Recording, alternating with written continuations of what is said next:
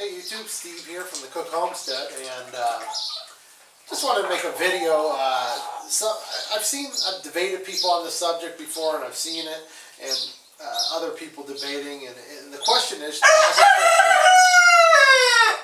my roosters to be quiet, as a Christian, is it biblical to prep? Is preparing and you know, food storage, that kind of thing, is that biblical? And I'd emphatically say yes, it's biblical.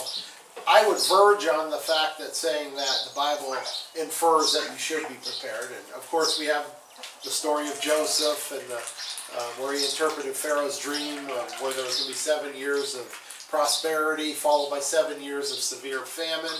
And what Joseph do? He prepared during those 7 years of prosperity for the coming 7 years of famine. And that's just a great example. And, I think when it comes to being a Christian and the topic of preparedness, I think it boils down to this question, or not question, but a statement. With knowledge, with wisdom, comes responsibility. And I would say that's a simple, that statement there goes across the board, whether you're a Christian or not. You know, your house, if you know your house has faulty wiring and you don't do anything about it and it burns down, that's your fault, whether you're Christian or not. And so with wisdom, with knowledge comes responsibility. And as we look around this country, I think we have a false sense of security in Western Christianity that is not found at all in 2,000 years of church history. That nothing bad's going to happen to us. That God's going to take care of us. He's going to continue to prosper us. That's not going to happen. As we look around the United States, we're $17 trillion in debt. I know some that goes in one ear and out the other. And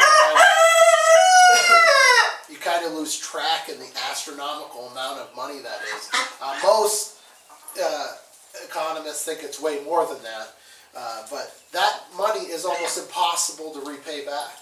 So I think what's going to happen is we're going to have an economic collapse, because what we're going to do is default on a lot of our debt, and that in turn is going to cause a lot of instability in the markets, and then we're just going to have a total economic collapse, and that's going to be what I think we're headed for. But not only that, one of the main reasons we got into homesteading is the way our food is produced in our country.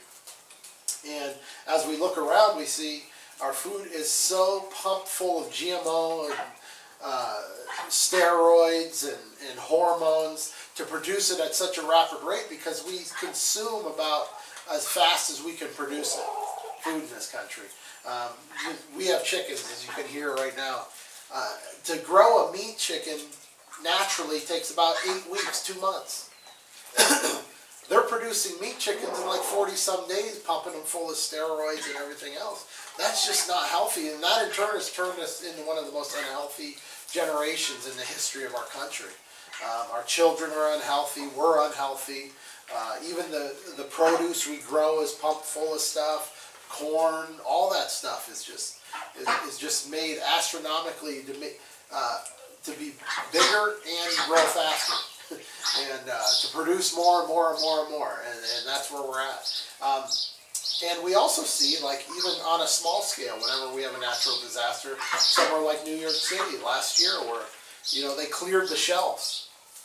New York City can only stock shelves for about 1 to 3 days. They transport food in every day. Any interruption in that cycle or in that mechanism causes huge problems. Then they rely on the government to bring them food. And that's just a small scale. What would you do if it was a large scale and you needed to get food? So these are many reasons and many things that we look at and we can see and we can know, and that's knowledge. We see that our food system's pretty much on a bubble, how we produce it. It's very unhealthy, and we produce it about as fast as we can grow it. Did you know only 50 years ago, 70% of all Americans grew a portion of their own food. 70%. That number is less than 20 now. We are a culture totally reliant on the supermarket. 100%, almost over 80% of us are relying on the supermarket to get our food. So that's a startling statistic. But so that is why we have moved in the area of preparedness, and have surrounded us with people we know that are into homesteading and preparedness. And I think as a Christian, it's not only irresponsible not to prepare, but I look at it as twofold. One, I want to be able to take care of my family. And I also want to raise my children to learn how to survive and take care of themselves. And I also, and on top of that, I want to be able to help others. I mean, I want to have some form of community and help people. There's going to be a lot of people in need. So, in final, I guess to answer the question of this whole video, is prepping biblical? I would say absolutely. I think it's biblical. Not only do I think it's biblical, I think the Bible infers that we should prep, and be prepared. And not on, like, you know, I'm not talking about building bomb shelters in the backyard or whatever. I'm talking about simple, you know, your food preparation, your guns, your ammo, and your medical supplies. You know, you need to really just pick away at it every week. It's a simple process. I like how one person says, a Patriot nurse, a lady I follow, and she says, "Your beans, bullets, and Band-Aids, the 3 Bs, to be prepared for." So, just a quick little throwing my 2 cents into the ring, throw my hat in the ring on that question. So, thanks for listening to my rant. Take care. God bless.